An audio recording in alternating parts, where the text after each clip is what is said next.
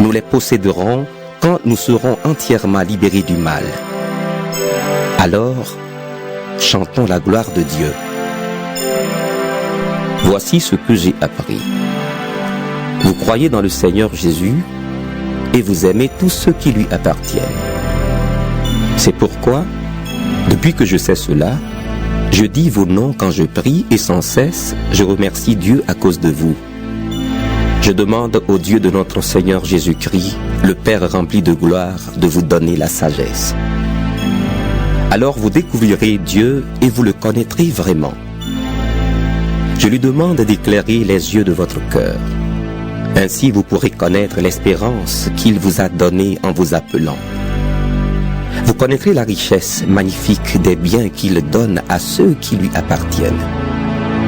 Vous connaîtrez la puissance extraordinaire que Dieu a montrée pour nous qui croyons en lui. Sa puissance et sa force. Dieu les a montrées dans le Christ quand il l'a réveillé de la mort, quand il l'a fait asseoir à sa droite dans les cieux. Ainsi, le Christ est placé au-dessus de toutes les forces et de toutes les puissances qui ont autorité et pouvoir. Il est au-dessus de tout ce qui existe, non seulement dans le monde d'aujourd'hui, mais aussi dans le monde qui vient. Oui, Dieu a tout mis sous les pieds du Christ. Il a mis le Christ au-dessus de tout et il l'a donné comme tête à l'Église. L'Église est le corps du Christ. En elle, le Christ est totalement présent. Et lui, Dieu le remplit lui-même totalement. Éphésiens, chapitre 2. Autrefois, vous étiez morts à cause de vos fautes, à cause de vos péchés. Vous viviez dans le péché en suivant les forces de ce monde. Vous obéissiez au chef des puissances mauvaises qui règnent entre ciel et terre. Ce chef, c'est l'esprit du mal qui agit maintenant chez ceux qui désobéissent à Dieu. Autrefois, nous aussi nous faisions tous partie de ces gens-là quand nous vivions selon nos désirs mauvais. Nous obéissions à ces désirs et à nos pensées mauvaises. À cause de notre nature, nous méritions la colère de Dieu comme les autres. Mais Dieu est riche en pitié et il nous aime d'un grand amour. C'est pourquoi à nous qui étions morts à cause de nos fautes, il mit la vie avec le Christ. Oui, vous êtes sauvés grâce à la bonté de Dieu. Avec le Christ Jésus, il nous a réveillés de la mort et avec lui encore, il nous a fait asseoir dans les cieux. Ainsi, en montrant sa bonté pour nous dans le Christ Jésus, Dieu a voulu prouver pour toujours la richesse extraordinaire de ses bienfaits. En effet, vous êtes sauvés grâce à la bonté de Dieu et parce que vous croyez. Cela ne vient pas de vous. C'est Dieu qui vous donne le salut. Ce salut ne vient pas de vos actions à vous. Donc personne ne peut se vanter. Oui, c'est Dieu qui nous a fait. Il nous a créés dans le Christ Jésus pour que nous menions une vie riche en actions bonnes. Et ces actions, Dieu les a préparées pour que nous les fassions. Les Juifs portent la marque de la circoncision sur leur corps et ils aiment s'appeler les circoncis. Vous qui n'êtes pas Juifs de naissance, vous ne portez pas cette marque sur votre corps et ils vous appellent les non-circoncis.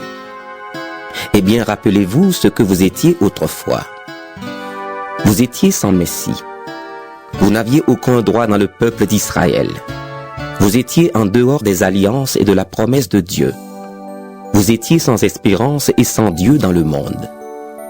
Mais maintenant, dans le Christ Jésus, vous qui étiez loin, vous êtes devenus proches par le sang du Christ. Oui, c'est lui qui est notre paix. Avec les Juifs et les non-Juifs, il a fait un seul peuple. En donnant sa vie sur la croix, le Christ a détruit le mur de haine qui les séparait. Il a enlevé toute valeur à la loi de Moïse, à ses commandements et à ses règles. Alors avec les Juifs et les non-Juifs, le Christ a créé un seul peuple nouveau en union avec lui et ainsi, il a fait la paix.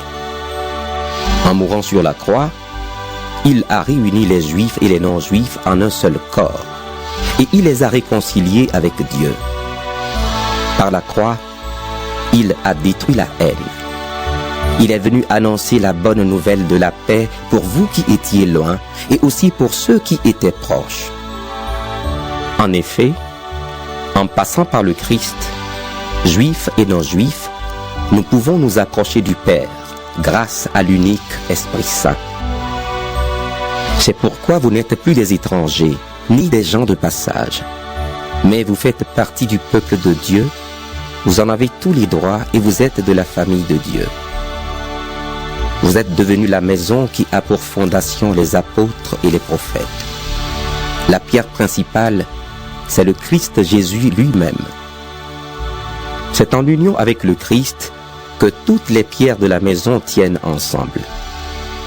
Et cette maison s'agrandit pour former un temple saint dans le Seigneur. C'est en union avec le Christ que vous aussi, vous faites partie de la maison qui est construite. Et vous formez avec tous les autres un lieu où Dieu habite par son lien. Chapitre 3. Moi, Paul, je suis prisonnier du Christ Jésus pour vous qui n'êtes pas juifs. Vous avez sans doute entendu parler du service que Dieu, dans sa bonté, m'a chargé d'accomplir pour vous, afin de réaliser son projet. Il m'a ouvert les yeux pour me faire connaître son mystère.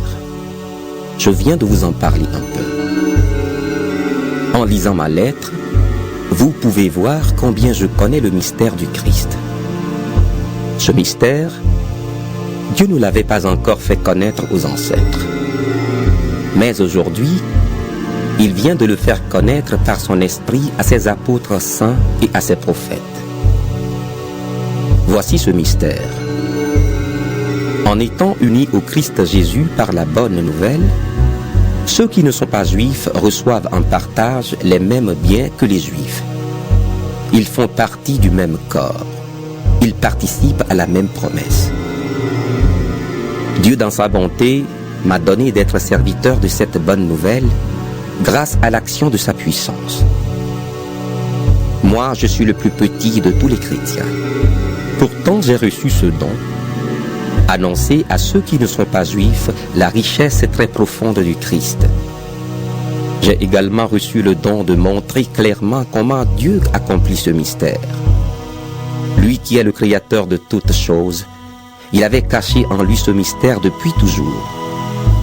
Alors maintenant, par l'Église, tous ceux qui ont autorité et pouvoir dans les cieux peuvent connaître la sagesse de Dieu. Cette sagesse, Dieu la montre de 1000 manières selon le projet qu'il avait fait depuis toujours. Ce projet, il l'a réalisé dans le Christ Jésus, notre Seigneur. Nous sommes unis au Christ et nous croyons en lui. Nous avons donc la liberté de nous approcher de Dieu avec confiance. C'est pourquoi je vous le demande.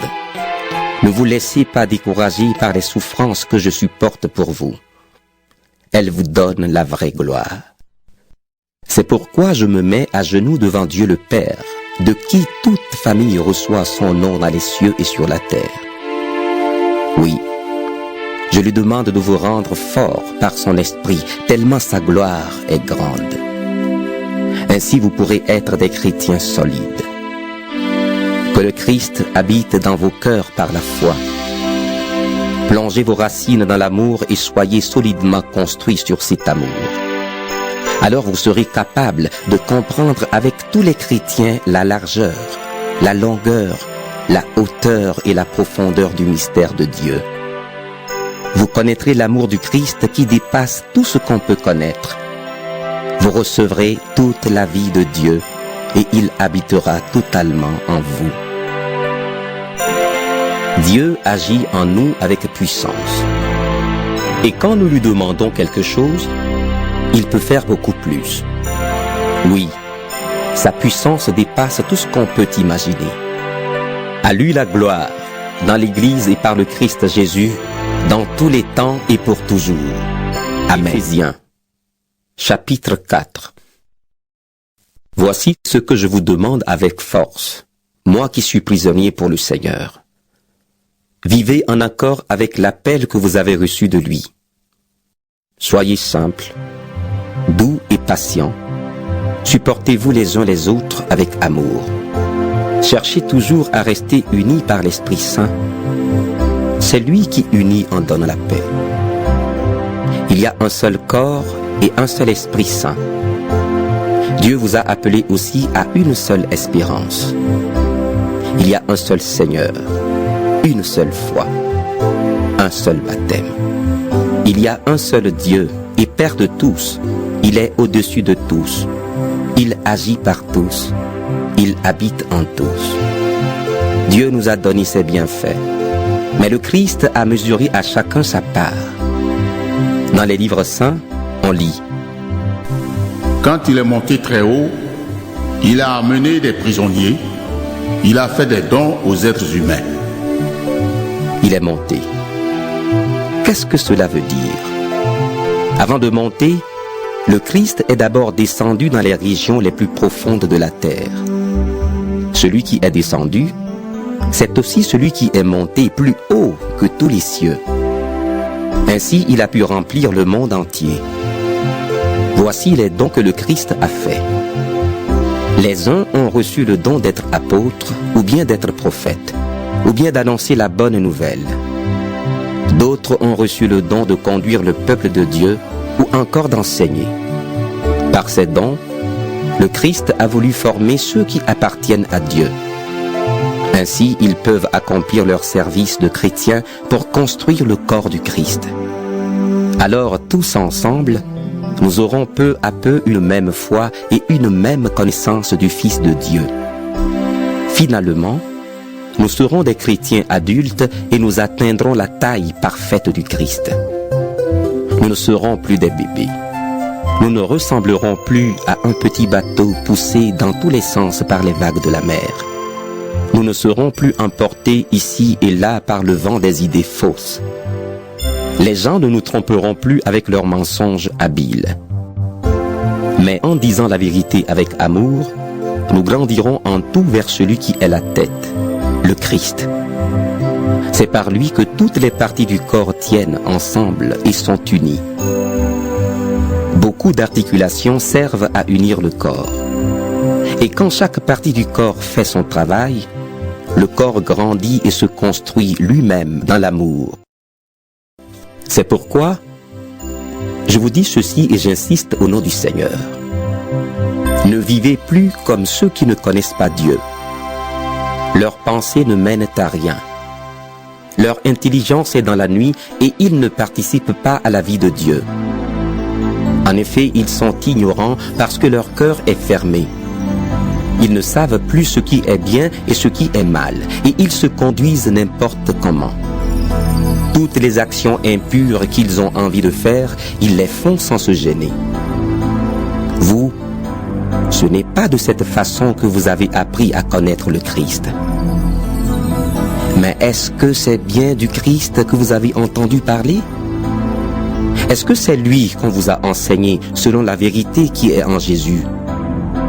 Si oui, vous devez laisser votre vie d'autrefois.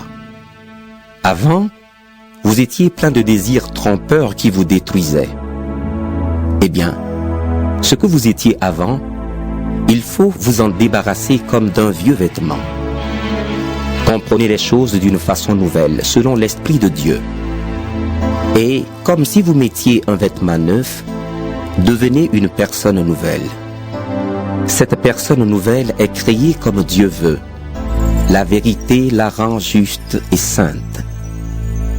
Alors ne mentez plus. Chacun doit dire la vérité à son prochain parce que tous ensemble, nous faisons partie d'un même corps. Quand vous vous mettez en colère, ne faites pas de péché. Votre colère doit cesser avant le coucher du soleil. Ne laissez aucune place en vous à l'esprit du mal. Le voleur ne doit plus voler. Il doit plutôt faire tous ses efforts pour travailler de sa main honnêtement. Ainsi, il pourra donner quelque chose à celui qui a besoin d'une aide. Aucune parole mauvaise ne doit sortir de votre bouche. Dites seulement des paroles utiles qui aident les autres selon leurs besoins et qui font du